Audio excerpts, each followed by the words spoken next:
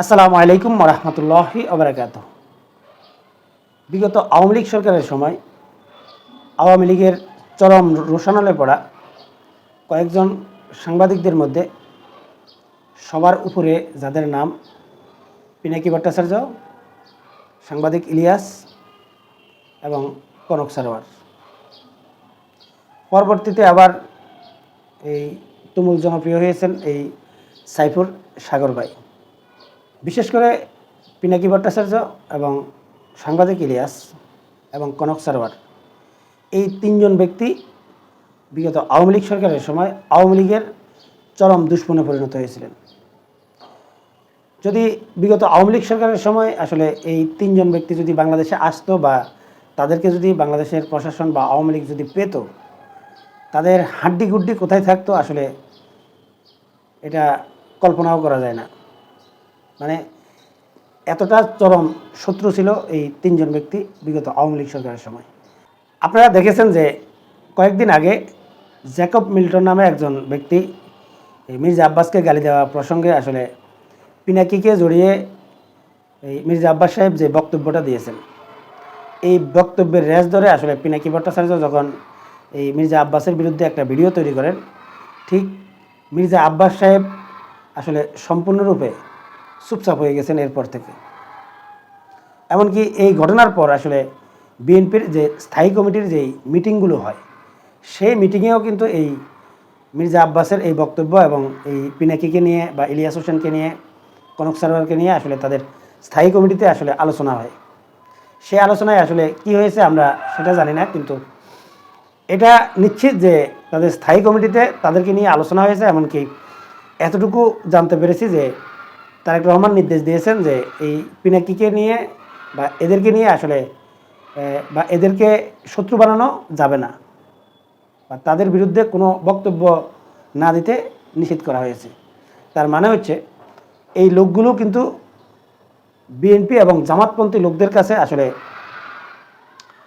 চরম পছন্দের ব্যক্তি, এবং এদের কথা এই বিএনপিপন্থী এবং জামাতপন্থী লোক সবচাইতে বেশি শুনে এবং তাদের কথাকে প্রাধান্য দেয়। আপনারা যদি একটু লক্ষ্য করেন দেখবেন যে বিগত আওয়ামী লীগ সরকারের সময় এই পিনাকি, ইলিয়াস, কনক সারোয়াররা যদিও আওয়ামী লীগের চরম শত্রু ছিল, বর্তমান সময়ে আওয়ামী লীগের কোনো নেতাকর্মীকে আর এদের বিরুদ্ধে কথা বলতে শুনবেন না। এর কারণ শত্রুর শত্রু বন্ধু হয়। মানে বর্তমান সময়ে যেহেতু আওয়ামী লীগ ক্ষমতায় নেই, তাই এদের বক্তব্য বিবৃতি এখন কিন্তু বিএনপি এবং জামাতের বিরুদ্ধে যাচ্ছে। বিশেষ করে জামাতের বিরুদ্ধে তেমন কোনো বক্তব্য যদিও তারা না দিয়ে থাকে, কিন্তু বিএনপি নেতাকর্মীদের বিরুদ্ধে এখন চরমভাবে কিন্তু তারা বক্তব্য বিবৃতি দিচ্ছে এবং মারাত্মকভাবে বিএনপির সমালোচনা করছে। আর এতে বিএনপি মারাত্মক ক্ষতিগ্রস্ত হচ্ছে। অনেকেই আসলে মনে করেন এরা আদতে শুধুমাত্র কন্টেন্ট ক্রিয়েটর, কিন্তু আমি তাদেরকে শুধুমাত্র এই ইউটিউবার বা কন্টেন্ট ক্রিয়েটর মনে করি না। এর কারণ আমরা যারা ইউটিউবিং করি বা ইউটিউবে কথা বলি, আমাদের কথা অনেকেই শুনেন, কিন্তু আমাদের প্রতি আসক্ত নয়। কিন্তু তাদের বক্তব্য বিবৃতিতে মানুষ উত্তেজিত হয়, এমনকি আসক্ত তাদের। মানে এখন যদি তারেক রহমান কোনো বক্তব্য দেয় এবং তারেক রহমানের বিরুদ্ধেও যদি আসলে এই পিনাকি, ইলিয়াসরা যদি কোনো বক্তব্য দেয়, তারেক রহমানের বক্তব্য বিশ্বাস না করে তারা পিনাকি, ইলিয়াসের বক্তব্য বিশ্বাস করবে। মানে বিএনপির অগণিত সমর্থক। আর এই কারণে মির্জা আব্বাস সাহেব আসলে তার ক্ষোভ ঝাড়তে গিয়ে এই ইউটিউবারদের বিরুদ্ধে বলতে গিয়ে এই পিনাকির বিরুদ্ধে, ইলিয়াসের বিরুদ্ধে তিনি ক্ষোভ ঝেড়ে বলেছেন এরা আসলে কোনো সরকারকে শান্তিতে থাকতে দেবে না। মানে আমার মূল বক্তব্যের বিষয়টা কিন্তু সেই জায়গায়।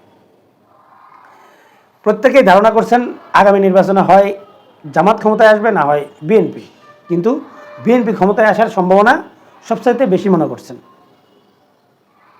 তাই অনেকেই ধারণা করতেছে যে আগামীতে সরকার গঠন করতে যাচ্ছে বিএনপি, বা বিএনপির নেতাকর্মীরাও সেটা মনে প্রাণে বিশ্বাস করে।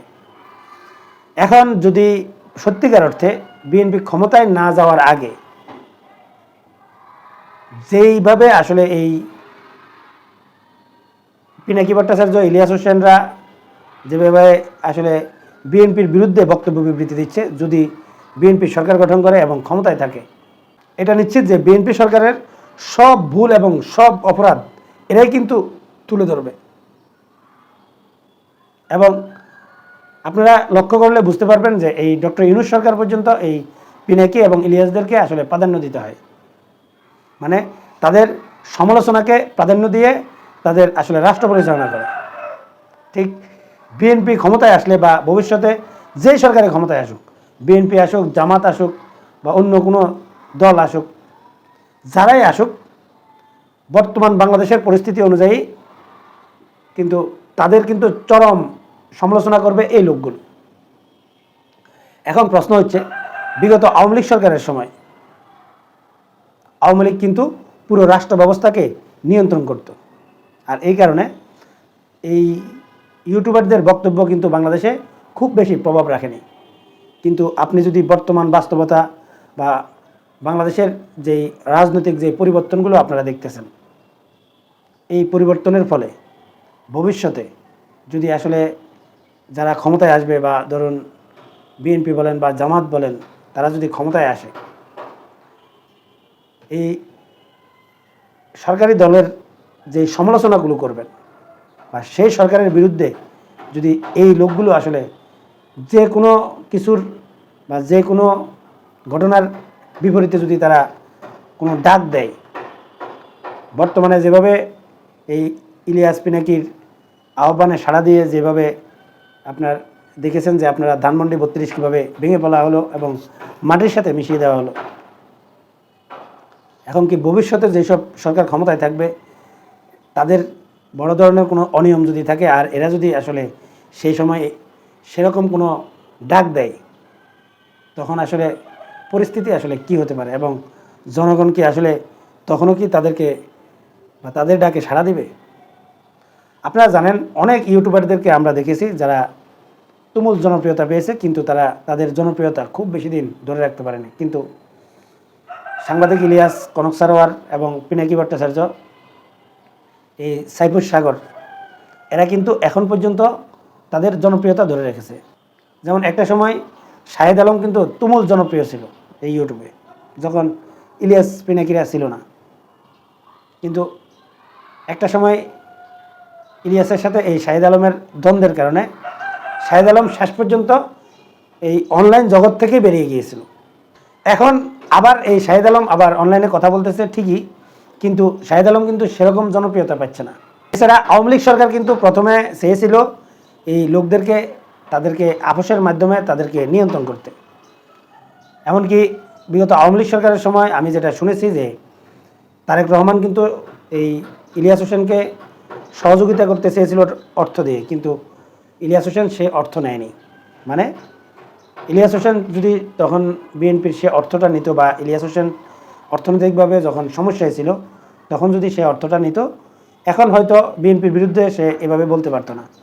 এছাড়াও আপনারা হয়তো শুনেছেন বা অনেকেই জানেন যে ইলিয়াস হোসেন এবং পিনাকি কিন্তু ঘোষণায় দিয়েছে যে বিএনপি যদি তাদের মধ্যে থাকা যেসব নেতারা আসলে ভারতের দালালি করে, এই জাতীয় লোক বা এই পিনাকি এবং ইলিয়াসরা বিএনপির যেসব নেতাদেরকে দালাল মনে করে, এই প্রত্যেকটা লোকের বিরুদ্ধে তারা আলাদা আলাদা ভিডিও করবে বলেও হুঁশিয়ার করেছেন।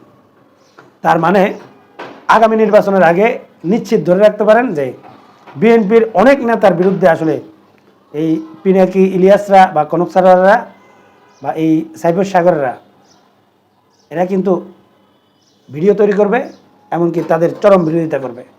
এখন প্রশ্ন হচ্ছে, জনগণ কি আসলে এই ব্যক্তিদের আসলে ডাকে সাড়া দিয়ে বিএনপিকে বর্জন করবে? আর ভবিষ্যতে যারা ক্ষমতায় থাকবে তাদের বিরুদ্ধে যদি এরা যদি আসলে তাদের অনলাইন অ্যাক্টিভিটি চালায়, তখনও কি জনগণ এই ইউটিউবারদেরকে বা তাদের পক্ষে সাড়া দিবে? এটা আমার দর্শকদের কাছে আমার প্রশ্ন, আপনারা কমেন্টসে জানাবেন। এখনকার মতো এই পর্যন্তই। আল্লাহ হাফেজ।